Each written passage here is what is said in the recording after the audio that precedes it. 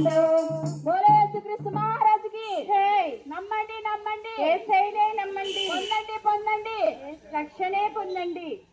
ఉంది ఆమంది యేసు ప్రభువు యొక్క రక్తం.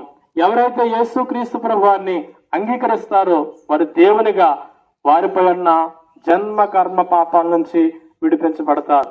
మేము ఒకప్పుడు అదే పాపంలో జీవించినప్పుడు నెమ్మది లేదు, సంతోషం లేదు, సమాధానం లేదు. ఎప్పుడైతే యేసు ప్రభు గురించి విన్నామో, ఆయన తెలుసుకున్నామో, ఆయన నమ్ముకున్న తర్వాత మాపై ఉన్న పాప భారం అంతా తొలగిపోయింది. నెమ్మది ఉంది, సంతోషం ఉంది, సమాధానం ఉంది. అంతకంటే ప్రాముఖ్యమైనది ఏంటంటే చనిపోయిన తర్వాత ఆత్మ పరలోకం దేవుడు అంటే తనకు వెళ్తుందని చెప్పి ఒక గొప్ప నిరీక్షణ ఉంది. కాబట్టి మీకు చెప్పేది ఏంటంటే ప్రభునందు ప్రియమైన వారు యేసునందు విశ్వాసం ఉంచండి, మీరు మీ కుటుంబాలు రక్షించబడతాయి. అంత మాత్రమే కాదు, చనిపోయిన తర్వాత ఆత్మకు మరణం లేదు కనుక పరలోక రాజ్యంలో ఉంటుంది. ఒకవేళ లేదు, యేసు ప్రభుతో నాకు పని లేదు అని మీరు అన్నట్లయితే అదే పాపంలో చనిపోతే నరకానికి వెళ్ళిపోతాం. అగ్నిగుండం, యాతన పడే స్థలం అది.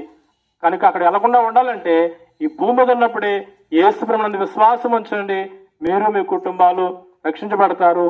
మీకోసం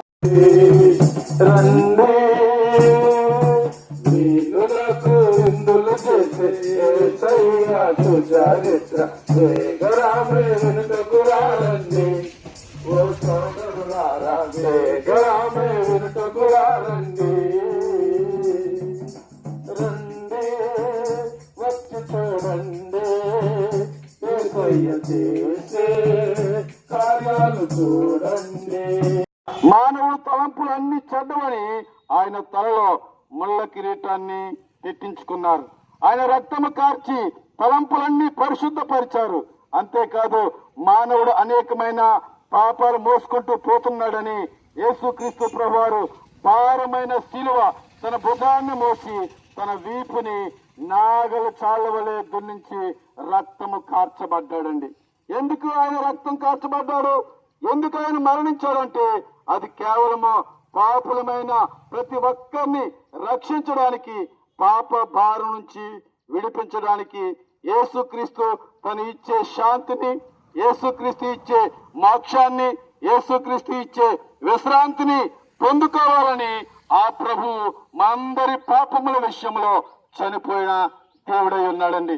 యేసుక్రీస్తు ప్రభువారు చనిపోయిన దేవుడే కాదండి, ఆయన చనిపోయి మూడవ దినాన్న పునరుద్ధానుడై మరణాన్ని గెలిచి తిరిగి లేచిన దేవుడై ఉన్నాడు.